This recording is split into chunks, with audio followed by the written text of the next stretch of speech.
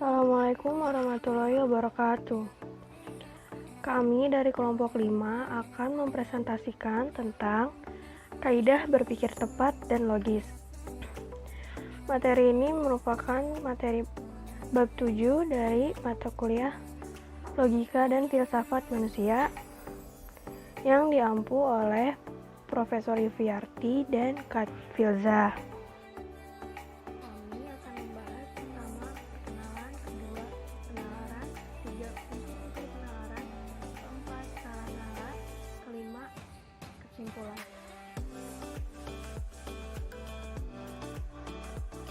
Pertama, about us. Assalamualaikum warahmatullahi wabarakatuh. Perkenalkan, nama saya Ibrahim Prawira Harja Sastra Kusuma.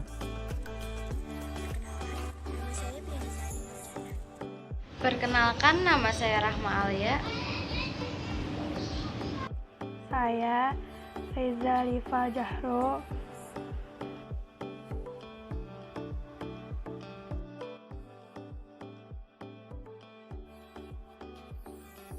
Dua, penalaran. Penalaran atau reasoning menurut Kerov adalah suatu proses berpikir yang berusaha menghubungkan berbagai fakta atau evidensi yang diketahui untuk menuju suatu kesimpulan yang logis. Penalaran ini tak hanya menggunakan fakta yang berbentuk polos, tetapi dapat juga menggunakan fakta yang telah dirumuskan dalam kalimat berbentuk pendapat.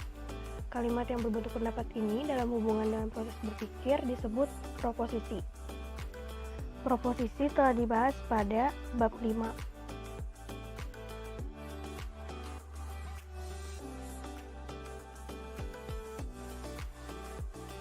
Tiga, unsur-unsur penalaran menurut Melionov dibagi menjadi dua, aspek mental dan aspek ekspresi verbal. Aspek mental ini yang ada dalam akal dan pikiran manusia, sementara aspek ekspresi verbal itu yang muncul ke permukaan atau terlihat. Aspek mental dibagi menjadi pengertian atau konsep, putusan atau judgement, dan penyimpulan atau reasoning. Sementara aspek ekspresi verbal meliputi term, proposisi, dan silogisme.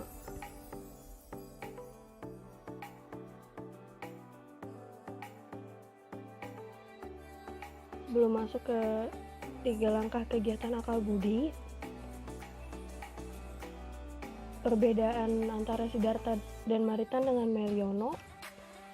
Kalau yang pertama, menurut Melionov aspek mental itu kan pengertian, dan aspek ekspresi verbal itu term. Sementara menurut Siddhartha dan Maritan, yang pertama itu aprehensi sederhana, aspek mentalnya, dan aspek ekspresi verbalnya konsep. Kegiatan akal budi tingkat pertama dinamakan aprehensi sederhana atau simple apprehension.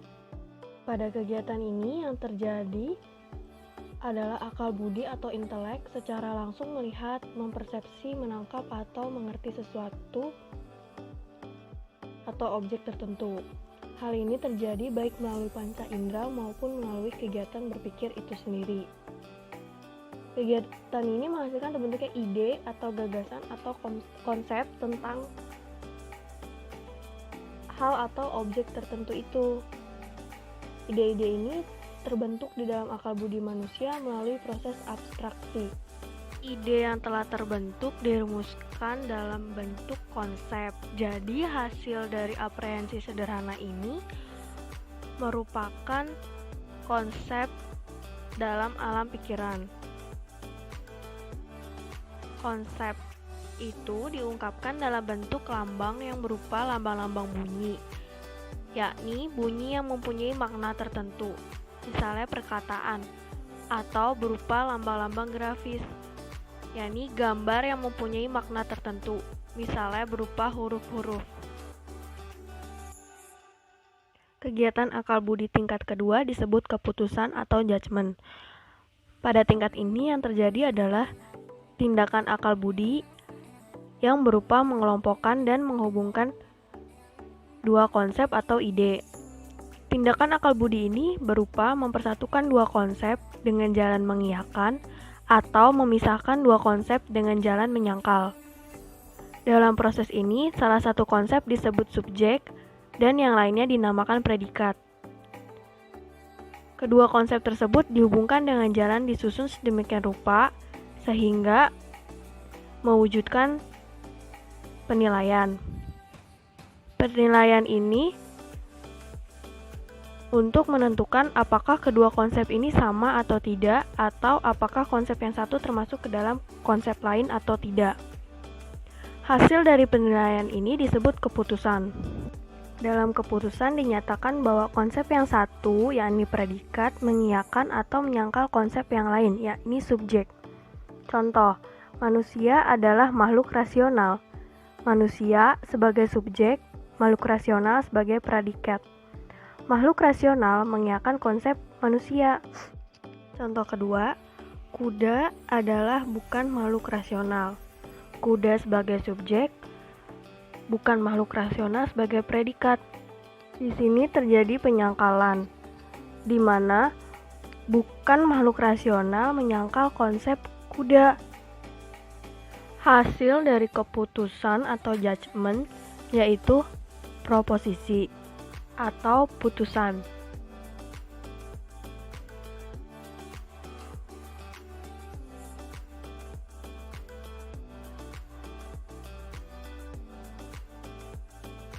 Kegiatan akal budi tingkat ketiga dinamakan penalaran atau reasoning. Pada tingkat ini yang terjadi adalah akal budi manusia melihat atau memahami sekelompok proposisi yang disebut proposisi antecedent atau premis. Kemudian dari proposisi antecedent itu, akal budi menarik dan membentuk sebuah proposisi baru yang disebut proposisi konsekuen atau kesimpulan.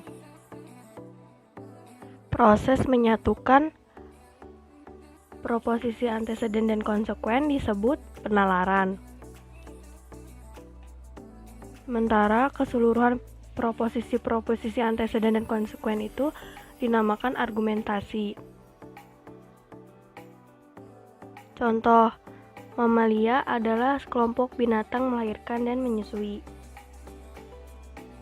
Sapi adalah mamalia, maka bisa ditarik proposisi konsekuennya yaitu sapi adalah binatang melahirkan dan menyusui. Sebelumnya udah bahas dari sudut pandang Siddhartha dan Maritan. Sekarang, menurut Meliono, aspek mental yang pertama tadi itu kan pengertian atau disebut juga konsep atau ide. Pengertian dalam logika adalah hasil tangkapan akal manusia mengenai suatu objek. Apabila pengertian diungkapkan dalam bentuk simbol atau kata, maka disebut term. Term adalah kata atau beberapa kata yang punya satu pengertian yang membuat konsep menjadi nyata. Hanya kata atau kesatuan kata-kata yang menyatakan konsep yang disebut term logika. Untuk lebih pahamnya, coba kita lihat contoh dari George Crabbe. Term mayor atau premis mayor, semua buruh adalah manusia pekerja. Term minor atau premis minor, semua tukang batu adalah buruh. Konklusi atau term tengah, jadi semua tukang batu adalah manusia pekerja. Ketiga term tersebut memenuhi silogisme kategorial, karena silogisme kategorial terdiri atas 3 term. Predikat pada konklusi atau term tengah, yakni manusia pekerja, merupakan term mayor. Sementara subjek pada konklusi, yaitu semua tukang batu, adalah term minor. Term yang muncul pada kedua proposisi disebut term tengah. Terkait dengan logika, kata dibagi jadi kata kategorimatis dan kata sinkategorimatis. Menurut Nur M.S. Bakri, kata kategorimatis adalah kata yang dapat mengungkapkan sepenuhnya suatu pengertian yang berdiri sendiri tanpa bantuan kata lain, seperti rajin, berakal. Sementara kata sin kategorimatis adalah kata yang tidak bisa berdiri sendiri, seperti jika, semua, maka. Term merupakan kata atau kelompok kata yang merupakan ekspresi verbal dari suatu pengertian. Contoh term ada meja, kursi, buku. Hal-hal tersebut disebut term karena merupakan ekspresi verbal dari pengertian masing-masing kata.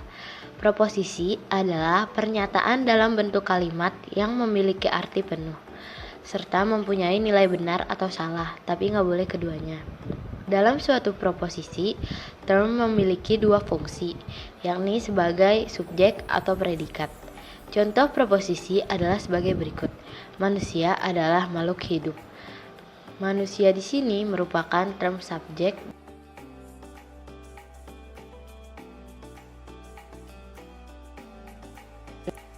Term dapat diklasifikasikan menjadi 4, yaitu berdasarkan jumlah kata, luas, sifat, dan penggunaan arti. Klasifikasi term berdasarkan jumlah kata ada term tunggal dan term majemuk.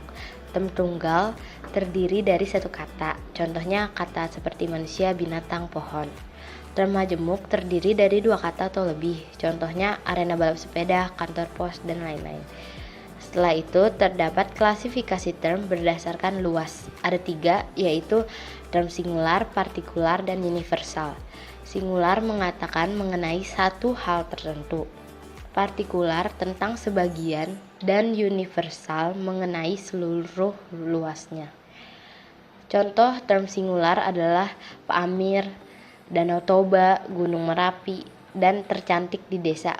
Kalau tercantik itu kan berarti satu orang, berarti itu bisa jadi contoh term singular. Contoh term partikular ada beberapa gedung.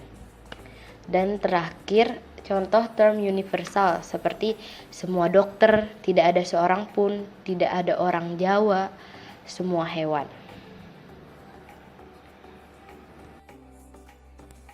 Klasifikasi term berdasarkan sifatnya ada 2, term distributif dan term kolektif. Yang pertama di slide ini kita bakal jelasin dulu term distributif.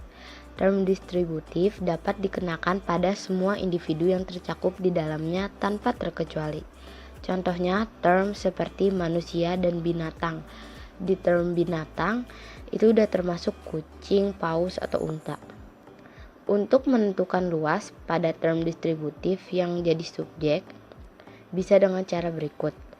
Term berdiri sendiri dan tidak didahului kata yang menunjuk pada kuantitas.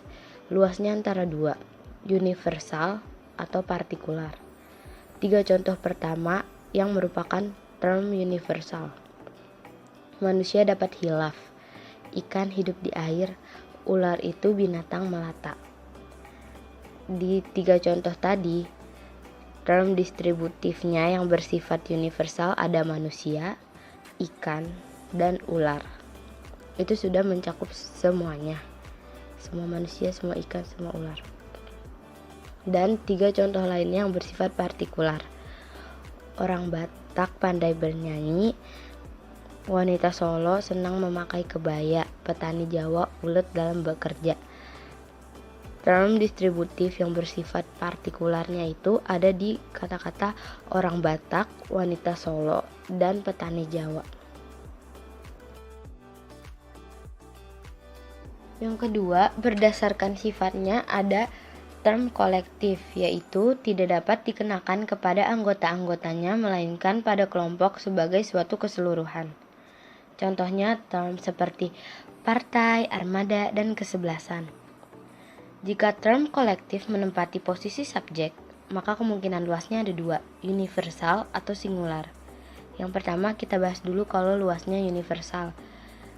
Itu jika berdiri sendiri tanpa didahului atau diikuti kata yang merujuk pada kuantitas. Contohnya ada 3.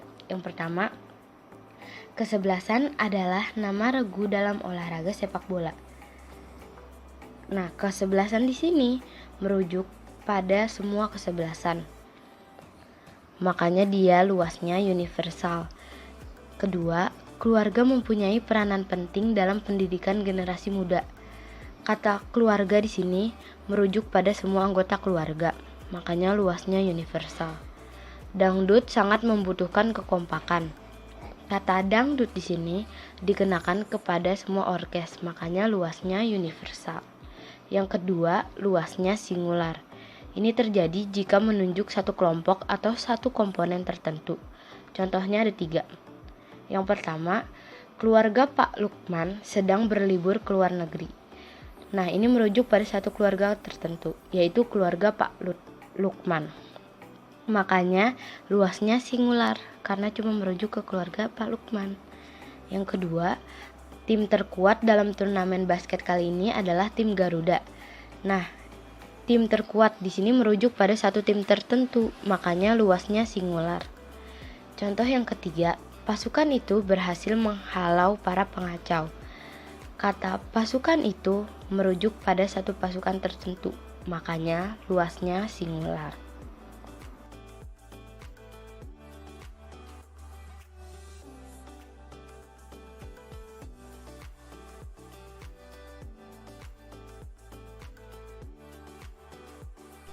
Nah, yang selanjutnya ada klasifikasi term berdasarkan penggunaan arti. Itu dibagi menjadi 3, yaitu ada univok, equivok, dan analog. Yang pertama ada univok. Univok terjadi apabila ada 2 atau lebih kata yang berbunyi sama serta memiliki arti yang sama juga. Berikut ada beberapa contoh. Yang pertama, buku pelajaran lebih mahal harganya daripada buku novel. Di sini ada 2 kata buku. Nah, kedua buku itu memiliki arti yang sama, jadi baik bunyinya ataupun artinya sama. Yang kedua, wajah putri itu mirip benar dengan wajah ibunya. Kedua kata wajah dalam kalimat ini memiliki arti yang sama. Nah, yang kedua ada equivok. Disebut equivok apabila terdapat 2 atau lebih kata yang berbunyi sama, namun artinya berbeda. Contohnya, bisa ular kobra bisa diramu sebagai obat untuk menyembuhkan penyakit rematik. Ada 2 kata bisa di sini. Bisa yang pertama berarti racun dari ular. Bisa yang kedua artinya dapat. Nah, jadi meskipun bunyinya sama, mereka memiliki arti yang berbeda.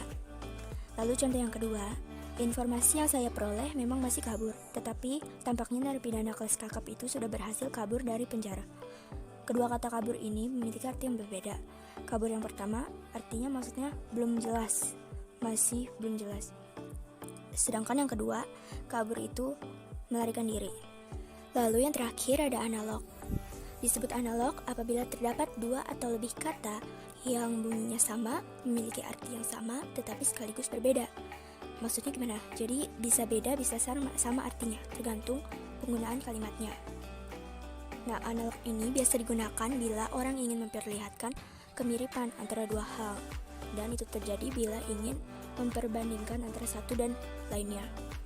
Contohnya seperti getaran dawai dan alat musik yang dimainkan penyanyi itu benar-benar mencerminkan getaran jiwanya sendiri.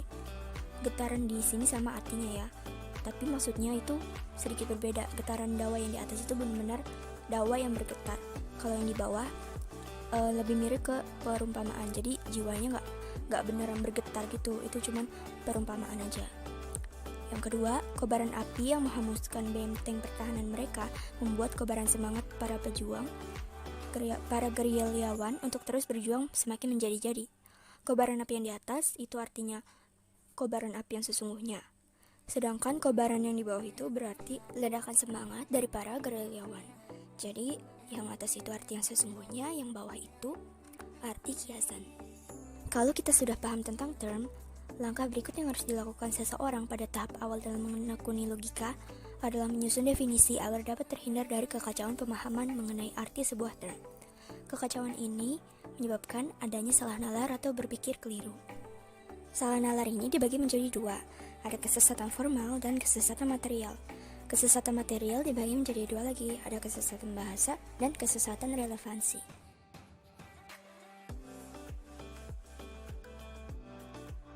Jadi salah nalar itu terjadi karena apa sih?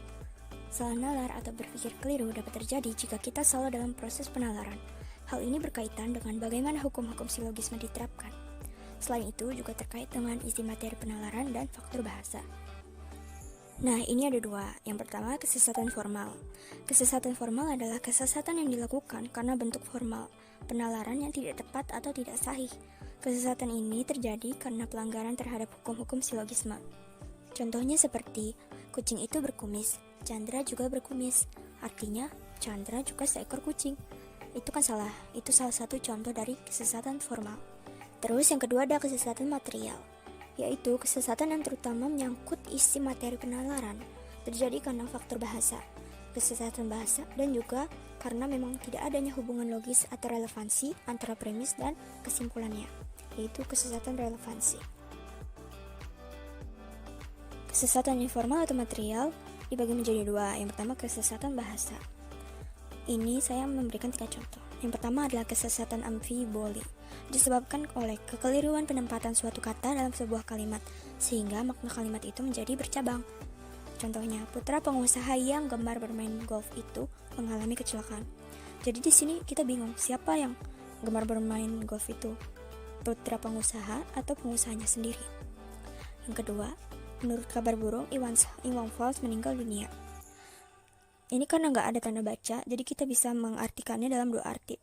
Menurut kabar burung, Iwan Fals meninggal dunia, atau menurut kabar burung, Iwan Fals meninggal dunia. Yang kedua, kesesatan term equivoque, diakibatkan perbedaan penggunaan makna kata pada kalimat-kalimat yang berbeda. Contohnya, ada pernyataan pertama, Anto adalah penggila bola, ia juga menyukai Chelsea. Chelsea yang dimaksud adalah tim sepak bola. Namun, pada pernyataan kedua, Chelsea adalah teman satu fakultas Anto. Jadi dari dua pernyataan tersebut kita dapat menyimpulkan bahwa Anto menyukai temannya Chelsea, padahal itu salah. Yang ketiga ada kesesatan arti kiasan atau metafora, diakibatkan kesalahan pemahaman antara makna konotasi dengan makna denotasi pada kalimat-kalimat tertentu. Pada pernyataan pertama, Amy sedang melambai-lambai. Pernyataan kedua, pohon kelapa di pantai melambai-lambai di tengah hembusan angin. Jadi dapat disimpulkan bahwa baik Amy maupun pohon kelapa di pantai sama-sama melambai. Nah, jenis kedua dari kesesatan material yaitu kesesatan relevansi. Diakibatkan oleh menarik kesimpulan bukan merupakan implikasi dari premisnya dan sama sekali tidak menampakkan hubungan logis antara premis dan kesimpulannya. Kesesatan relevansi yang pertama ini disebut argumentum ad hominem. Terjadi bila seseorang berusaha untuk menerima atau menolak suatu gagasan bukan berdasarkan faktor penalaran yang terkandung dalam gagasan itu, melainkan berdasarkan alasan yang berhubungan dengan pribadi dari orang yang melontarkan gagasan. Jadi singkatnya, yang disoroti itu bukan penalarannya, melainkan orangnya. Kalau orangnya disenangi, maka pandangannya diterima, tapi kalau orang yang gak disenangi, maka pandangannya ditolak. Contohnya, dalam suatu rapat, semua warga yang hadir dimintai pandangannya mengenai cara-cara memelihara lingkungan desa agar dapat terhindar dari bahaya demam berdarah. Marzuki, salah seorang warga desa yang juga ikut hadir dalam rapat tersebut dan memberikan pendapatnya. Tetapi pendapatnya langsung ditolak oleh sebagian warga yang hadir. Alasannya, karena Marzuki itu dasarnya dikenal sebagai orang yang suka mabuk-mabukan. Jadi meskipun pendapat dari Marzuki itu bagus, tetapi bakal langsung ditolak oleh orang karena mereka melihat hanya dari pribadinya, bukan dari penalarannya. Argumentum ad populum. Argumentum ad populum dalam bahasa Latin populus berarti rakyat atau massa, adalah penalaran yang diajukan untuk meyakinkan para pendengar dengan mengatasnamakan kepentingan rakyat atau orang banyak. Di sini, pembuktian logis tidak diperlukan. Yang dipentingkan ialah mengunggah perasaan massa pendengar, membangkitkan semangat dan membakar emosi orang yang banyak agar menerima suatu pernyataan tertentu. Argumentum ad populum kerap dijumpai dalam kampanye politik, pidato-pidato, dan propaganda-propaganda seperti yang terdapat dalam dunia iklan. Contohnya, sejak awal tekad Golkar hanya satu, yakni memperjuangkan dan membela kepentingan rakyat. Golkar memahami aspirasi rakyat, Golkar merasakan penderitaan rakyat, Golkar tidak pernah meninggalkan rakyat, Golkar selalu menyatu dengan rakyat, Golkar merupakan hati nurani rakyat. Karena itu siapapun yang menentang program Golkar, dia menentang perjuangan rakyat. Dan yang menentang perjuangan rakyat dia adalah musuh rakyat. Argumentum ad verecundiam. argumen elenchi, ignoratio elenchi, autoritatis. Dalam bahasa Latin, autoritatis berarti kewibawaan, yang memang sangat mirip dengan argumentum ad hominem. Dalam argumentum ad fecunditatem atau argumentum autoritatis ini, nilai suatu penalaran terus tanpa ditentukan oleh kalian atau kewibawaan orang yang mengemukakannya. Jadi suatu gagasan diterima sebagai gagasan yang benar hanya karena gagasan tersebut dikemukakan oleh seorang yang sudah terkenal karena keahliannya. Contoh apa yang dikatakan oleh Prof. Dr. Solicim itu pasti benar karena beliau adalah seorang psikolog ulung dan namanya sudah tidak asing lagi dalam dunia pendidikan. 2. Ignoratio elenchi. Terjadi bila seseorang menarik kesimpulan yang sebenarnya tidak memiliki relevansi dengan premisnya. Ignoratio elenchi memperlihatkan loncatan sembarangan dari premis ke kesimpulan yang sama sekali tidak ada kaitannya. Prasangka, kepercayaan mistis, emosi, dan perasaan subjektif merupakan faktor-faktor yang memainkan peranan utama. Contoh 1. Clarissa itu putri bungsu, pas dia keras kepala. Yang kedua, saat melihat seekor kupu-kupu hinggap di jendela rumah, sang ibu rumah tangga berkata kepada suaminya, "Pak, hari ini..." Selanjutnya, kesesatan karena generalisasi tergesa-gesa. Terjadi akibat dari induksi yang keliru karena bertumpu pada hal-hal khusus yang tidak mencukupi. Orang yang melakukan kesesatan ini biasanya tergopoh-gopoh menarik kesimpulan yang berlaku umum atau general, sementara percontohan atau sampel yang dijadikan titik tolak kurang atau bahkan tidak memadai. Contoh yang pertama, remaja-remaja masa kini sulit diajak berdialog. Yang kedua, supir-supir kendaraan umum di Jakarta lebih mengutamakan uang setoran daripada keselamatan penumpang. Yang ketiga, aksi-aksi unjuk rasa yang terjadi akhir-akhir ini berlatar belakang. Selanjutnya, kesesatan karena komposisi dilakukan bila seseorang berpijak pada anggapan bahwa apa yang benar atau berlaku bagi satu atau beberapa individu dari suatu kelompok tertentu pasti juga benar bagi seluruh kelompok secara kolektif. Kesesatan karena komposisi terjadi karena suatu predikat yang seharusnya hanya dikenakan kepada satu atau beberapa individu dalam suatu kesatuan. Oleh seseorang justru dikenakan kepada kesatuan tersebut secara keseluruhan. Contoh yang pertama, dari pernyataan Polo itu seorang ayah pengedar sabu-sabu. Seseorang menarik kesimpulan keluarga Polo itu juga pasti pengedar sabu-sabu. Yang kedua, beberapa pemain depan kesebelasan Belanda dalam pertandingan melawan kesebelasan Brazil baru-baru ini bermain sangat cemerlang. Minggu depan kesebelasan Belanda itu akan berhadapan dengan kesebelasan Argentina. Pasti tim Belanda itu akan